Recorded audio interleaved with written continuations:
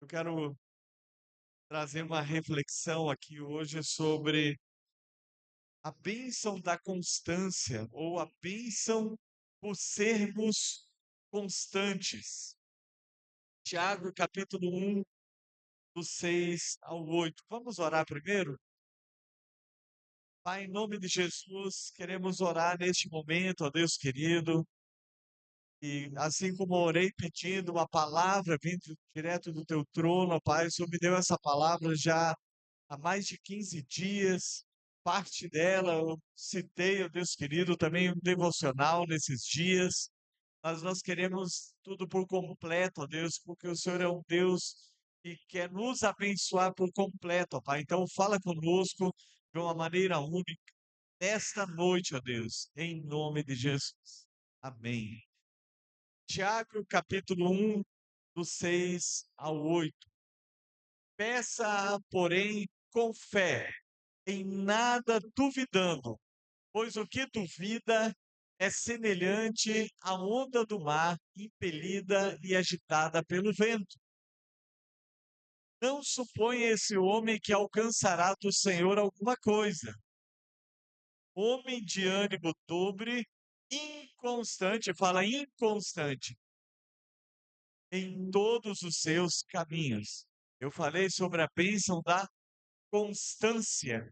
E aqui nós temos um texto que fala de alguém que é inconstante, é o oposto.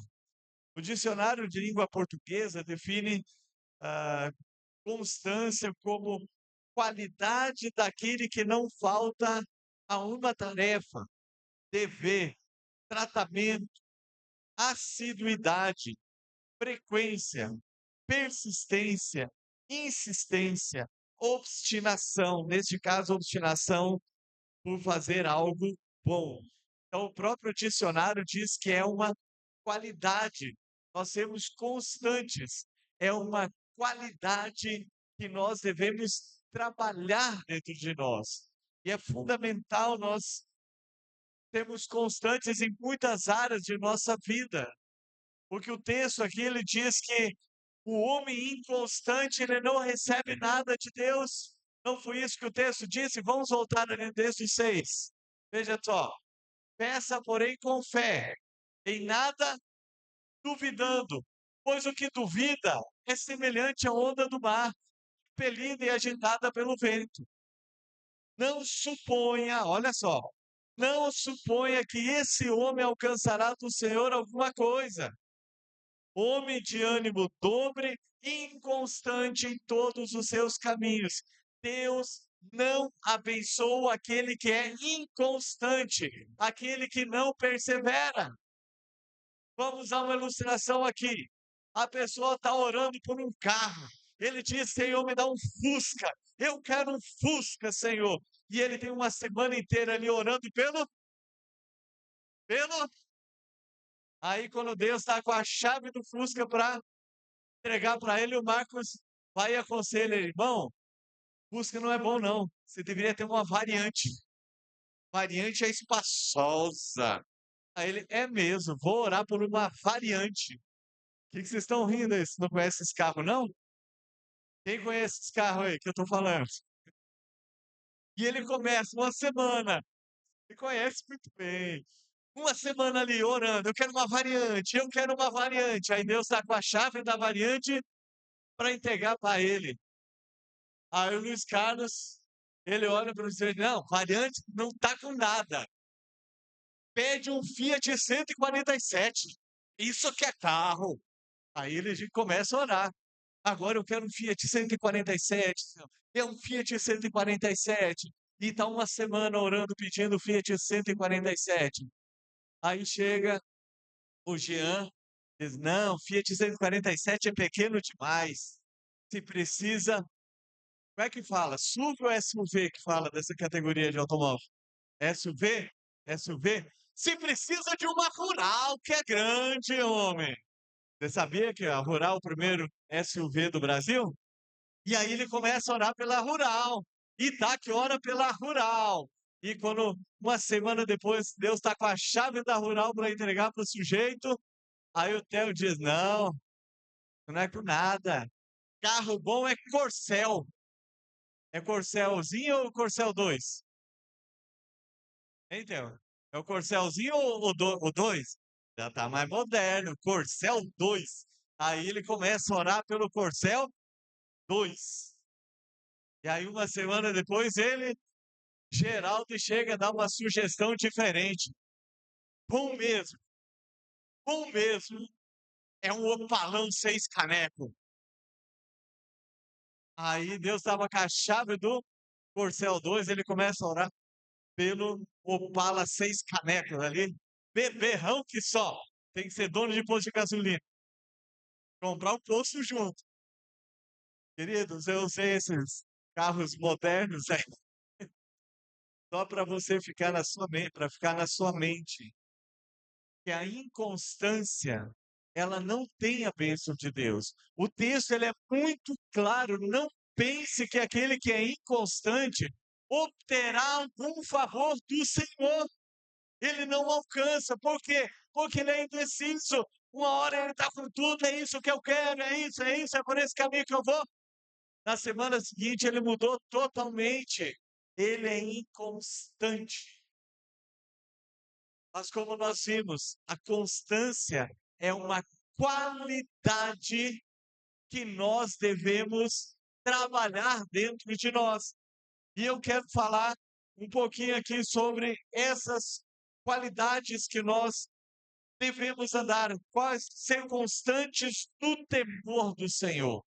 Em Provérbios, capítulo 28, 14 diz: Feliz o homem constante no temor de Deus, mas o que endurece o coração cairá no mal. Veja só, feliz o homem aonde que ele é constante no quê? No temor de Deus. O temor de Deus é o que vai nos guiar. É pelo temor de Deus que nós não enveredamos pelo caminho do pecado. É pelo temor de Deus que nós guardamos os seus mandamentos. Então devemos temer a Deus, ser constantes no temor do Senhor. E a Bíblia era cheia de exemplos de pessoas que às vezes começaram mal, mas terminaram bem, enquanto outras começaram muito bem o seu caminho e terminaram mal. Por isso que também diz que ah, melhor é o fim do que o princípio. O final das coisas é melhor do que o princípio. Eu vou dar um exemplo de um homem que começou muito bem no temor de Deus. Deus deu orientação. Ele que escreveu essa frase que o fim das coisas é melhor que o seu princípio, mas ele terminou muito mal. O rei Salomão, quando ele assumiu o reinado, ele pediu sabedoria para Deus. Deus apareceu 2 vezes para ele, não foi uma pessoa qualquer que apareceu. Deus apareceu, deu orientações claras, atendeu a oração dele. E ele que escreveu tanto sobre o temor de Deus, ele terminou muito mal a sua vida e eu acredito que ele esteja no inferno, porque ele apostatou da fé dele. Ele não foi constante no temor dos. Então, não adianta você ir por um tempo nesse temor. É a vida toda. Por toda a nossa vida, nós devemos temer ao Senhor. Por isso que o texto diz: Feliz o homem constante no temor do Senhor. Constante também na oração. Agora há pouco eu usei como exemplo aqui desses carros supermodernos aí. Mas nós devemos perseverar sempre na oração. A Bíblia nos diz em Colossenses capítulo 4, versículo 2: perseverem na oração, velando nela com ações de graças. E agora eu vou usar, além desse texto tão claro que fala de perseverança, que fala seja constante na oração, vigiando com ações de graças, vamos abrir aqui em Daniel, capítulo 6, versículo 10. Esse texto aqui para mim é tremendo. Como nós devemos ser constantes na oração. que aconteceu antes de lermos o texto? Creio que a maioria conhece a história de Daniel. Houve um edito do rei de tal que era proibido orar a qualquer Deus, só podia fazer pedido ao rei, que era o imperador. E quem não guardasse não seguisse essa lei, seria jogado na cova dos leões. E aí o texto, quando Daniel ficou sabendo desse edital, diz assim: Daniel, pois, quando soube que a escritura estava assinada, entrou em sua casa, em cima, no seu quarto, onde havia janelas abertas para o lado de Jerusalém. 3 vezes por dia se punha de joelhos e orava e dava graças diante do seu Deus, como costumava fazer, como ele era constante em fazer. Queridos, nada abalou a constância da vida de oração de Daniel. A lei era clara. Eles fizeram essa lei porque aqueles invejosos viram que ele, todos os 3 vezes por dia, ele ia na sacada do seu quarto, na varanda lá, e orava. Foi por isso que eles fizeram essa lei, para tentar matá-lo. Mas ele não se intimidou com nada. Por quê? Porque ele era constante na oração, diante do seu Deus, como constantemente fazia, como ele costumava fazer. Às vezes nós ouvimos uma notícia ruim, temos que começar a orar pelo Brasil. Eu não tenho que começar a orar pelo Brasil, sabe por quê? Porque eu sou constante na oração. Eu oro todos os dias, eu oro por Israel todos os dias, eu oro pelo Brasil, eu oro pelos meus líderes, eu oro pela minha cidade, pelas autoridades constituídas. Não todas as minhas ovelhas todos os dias, né? Mas vou orando por elas e no rebanho no geral, sim. Então há uma constância na oração. Daniel, ele não se assustou com nada, simplesmente ele fez aquilo que era costume. Então, como que você ora? Como que é a sua vida? Nós precisamos ser constantes na oração. A vida do crente é Bíblia, jejum e oração. Ditados mais antigos, Bíblia, jejum e oração se resume aí. Nós devemos ter essas práticas continuamente. Não precisamos estar alarmados. Tem um hino da harpa cristã que diz que quando as esperanças desvanecem, o aflito crente vai orar. Mas não deve ser apenas quando as coisas ficam apertadas. Muito obrigado também. Deus abençoe. Nós precisamos ser constantes. Então tenha hábito. Daniel, ele tinha horários específicos. Você sabe que eu tenho horários específicos também para oração. Por quê? Porque isso gera hábito no nosso dia a dia. Então tome como exemplo seu pastor. Seja constante também na palavra de Deus. Em Josué 1:8 diz: não cesse de falar deste livro da lei. Josué 1:8, de todos. Não cesses de falar deste livro da lei. Antes, medita nele de vez em quando. Hã? Medita nele significa que é todos os dias. Leitura da palavra, meditação. Para que tenha cuidado de fazer segundo tudo quanto nele está escrito. Então farás prosperar o teu caminho e serás bem-sucedido. Faça hábito a leitura dessa palavra. Não seja desses que se alimenta apenas de certas porções, de cortes da Bíblia. Eu vou ouvir algo aqui aleatório. Não, faça você o hábito de ler. Ou então tem uma Bíblia em áudio para você ouvir bastante da palavra de Deus. Porque nós precisamos ser constantes na palavra de Deus. Eu sempre cito aqui da parábola do semeador, de Mateus 13. Diz: eis que o semeador saiu a semear. Uma parte da semente caiu à beira do caminho. Os pássaros vieram e comeram a semente. Outra caiu em terreno pedregoso. Nasceu logo, mas vindo o sol quente, por não ter raiz profunda, logo morreu.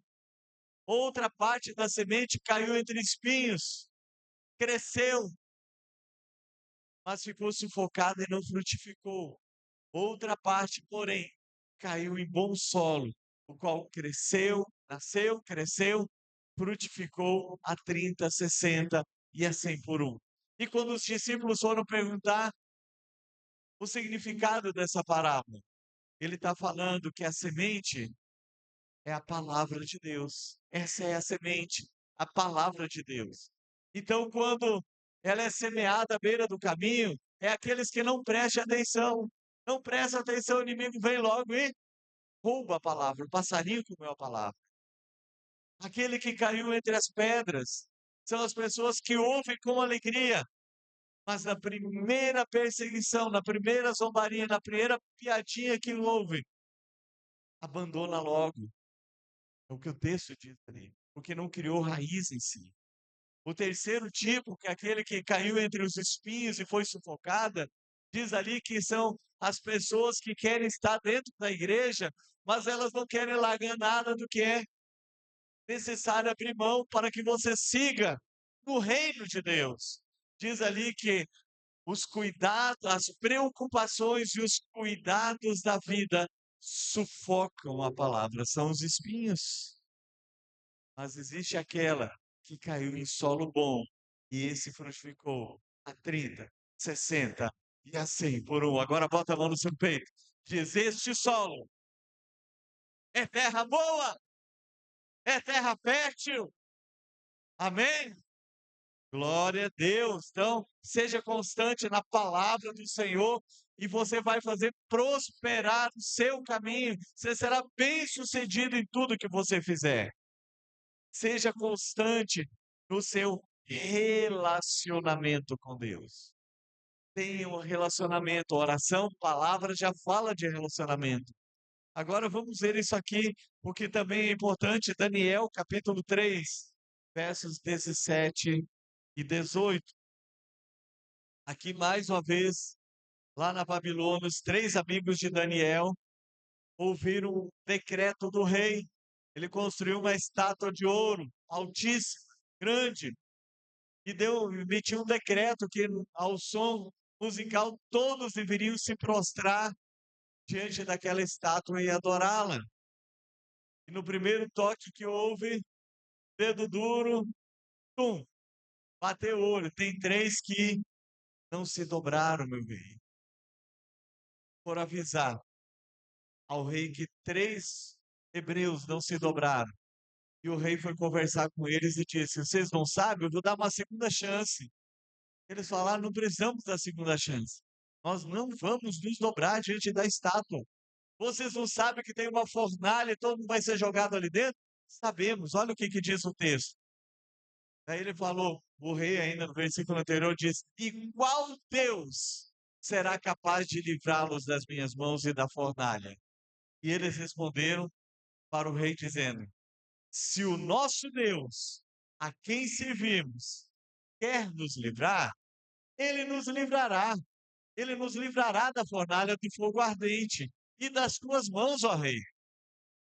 Se não, fica sabendo, ó rei, que não serviremos os teus deuses, nem adoraremos a imagem de ouro que levantaste. O que eles falaram? Se Deus quiser nos livrar, ele nos livra. Mas se ele não quiser nos livrar, nós seremos jogados dentro dessa fornalha, vamos morrer, mas nós não iremos adorar a tua imagem, não iremos apostatar da nossa fé. Nós sabemos que eles foram jogados dentro da fornalha, mas o próprio Jesus apareceu ali e eles não queimaram, e depois houve um decreto do rei que todos deveriam adorar o Deus de Israel, Deus de Sadraque, Mesaque e Abednego. O que esse texto nos mostra? Constância no relacionamento com Deus. Eles falaram: não importa o que vai acontecer, nós vamos servir o nosso Deus. Não importa se há perseguição, não importa o que está acontecendo, eu vou servir o meu Deus e eu continuarei tendo relacionamento com meu Pai. Então nós não podemos trocar o nosso relacionamento. Só que muitas vezes nós trocamos o nosso relacionamento pelo corre-corre do dia a dia. Ah, hoje eu não tive tempo de orar, acordei atrasado, não sei o quê. À noite eu oro um pouco, vou ler a Bíblia um pouquinho. E aí chega a noite, tá quebrado. Hoje não deu, Deus entende? Hoje não deu, né? Deus entende? Eu pergunto, Deus entende? Sim ou não? Sim, entende. Mas ele aprova? Não aprova. Por quê? Porque o pai quer ter relacionamento. E aí, quando nós vamos perdendo esses bons hábitos do relacionamento, da palavra e da oração, nós nos tornamos inconstantes em nossa fé cristã. E no primeiro texto que nós vimos, que o homem inconstante, ele não obtém favor de Deus. Eu pergunto para você, você quer favor de Deus? Sim ou não? Você quer favor de Deus na sua vida? Sim. Então seja constante na oração, na palavra e no relacionamento. Vamos orar? Coloque a sua vida, talvez você tenha andado inconstante. Talvez você foi inconstante, foi se afastando, mas o nosso Deus, ele está pronto para perdoar, ele está pronto para dar uma segunda oportunidade. Tudo depende de você, de tomar uma decisão. Coloque a sua vida diante do Senhor, coloque-se diante dele. Pai, nós estamos aqui nessa noite, ó Pai, falando da bênção da constância, meu Deus. A constância no relacionamento, a constância na oração, a constância, ó Deus querido, na tua palavra, para que nada venha nos abalar. E eu quero declarar que eu estou diante de um povo que vai perseverar com o Senhor, de ovelhas, discípulos constantes na presença do Senhor, no temor do Senhor. Ó Deus querido, porque eu estou diante de vencedores. Diga assim: eu sou um vencedor. Eu sou perseverante. Eu sou constante no temor de Deus, na oração, na palavra e no meu relacionamento com o meu Pai. Em nome de Jesus. Amém. Tome posse. Se você tem esmorrecido, não deixe para começar amanhã de manhã. Hoje é o dia de recomeçar a constância na sua vida. Amém? A bispa não veio.